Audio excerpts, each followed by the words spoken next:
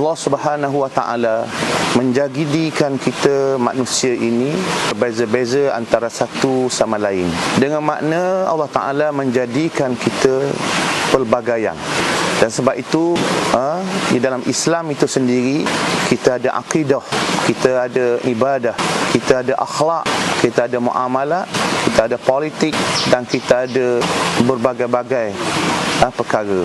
Maknanya Allah Ta'ala menjadikan hidup manusia ini warna-warni. Sebab itu di dalam kehidupan Islam kita juga kita ada mazhab-mazhab dalam Islam. Dan sebab itu mazhab ni bukan satu. Walaupun Al-Quran adalah satu, walaupun Nabi SAW adalah seorang, tetapi mazhab tidak satu. Kerana di dalam memahami Al-Quran itu berbeza. Dalam perkara-perkara yang boleh berbezalah. Bukan sampai maknanya berbeza itu bercanggah dengan al-murad ataupun maksud yang dikehendaki oleh Allah dan Rasul sallallahu alaihi wasallam. Yang penting bahawa orang-orang Islam kena faham bahawa kita ni bukan Allah Ta'ala jadi sejenis. Sebab itu di dalam sekolah, dalam kelas sebagai contoh, kalau 40 orang, bukan semua orang dapat nombor 1 belaka, bukan dapat nombor 10 belaka. Ada orang dapat nombor 1, ada orang dapat nombor 2, nombor 3, nombor 10, nombor 20, dan ada yang dapat nombor 40. Yang dapat nombor 40 bukan makna, bukan mesti dia bodoh, tetapi dia ada keistimewaan lain yang Allah Ta'ala jadikan. Sebab itu maknanya kita orang Islam kena faham bahawa yang menjadikan kita warna-warni pelbagaian ini ialah Allah Subhanahu wa Ta'ala. Dalam perkara politik hari ini kita melihat kadang-kadang berlaku perkelahian.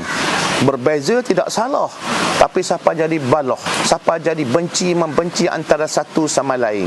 Kadang-kadang kita orang Islam dalam bab mazhab kita boleh terima perbezaan pendapat, sehingga adanya mazhab Abu Hanifah, mazhab Hanafi, mazhab Maliki, mazhab Syafi'i, mazhab Hambali sebagai contoh. Tapi ada di kalangan orang Islam, mereka melihat politik sempit.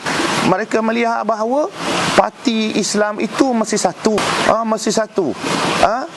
Sedangkan kalau dalam pekoh pun ada mazhab-mazhab, maka dalam parti adanya politik, ada dalam politik adanya parti-parti.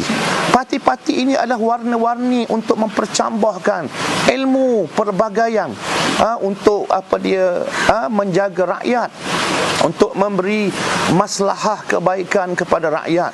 Sebab itu Allah Subhanahu wa Ta'ala menjadikan manusia ini tidak sama keperluan mereka. Jadi sebab itu kita orang Islam khususnya kena faham perkara-perkara seumpama ini supaya kita dapat hidup aman damai, dapat hidup hormat menghormati, dapat hidup menjaga ukhuwah Islamiah. Di mana Allah Subhanahu wa Ta'ala berfirman di dalam Al-Quran, innamal mu'minuna ikhwatun, sesungguhnya orang-orang yang beriman itu bersaudara. Walaupun mereka berbeza, tetapi wajib mereka berbaik-baik antara satu sama lain. Walaupun pandangan berbeza, walaupun mazhab berbeza, walaupun parti politik berbeza, tetapi mereka tetap bersaudara dan wajib hormat menghormati. Ini adalah perkara yang dituntut oleh Islam, yang diwajibkan oleh Allah Subhanahu wa Ta'ala. Allah Subhanahu wa Ta'ala suruh kita ni hidup dalam keadaan berbaik-baik, sehingga semua kita dapat menunaikan kewajipan Allah Subhanahu wa Ta'ala, sebagaimana Allah Ta'ala berfirman, wa ma khalaqtul jinna wal ins illa liya'budun, dan tidaklah aku menjadikan jin dan manusia malaikat untuk supaya semuanya menyembahku. Wallahu ta'ala a'lam.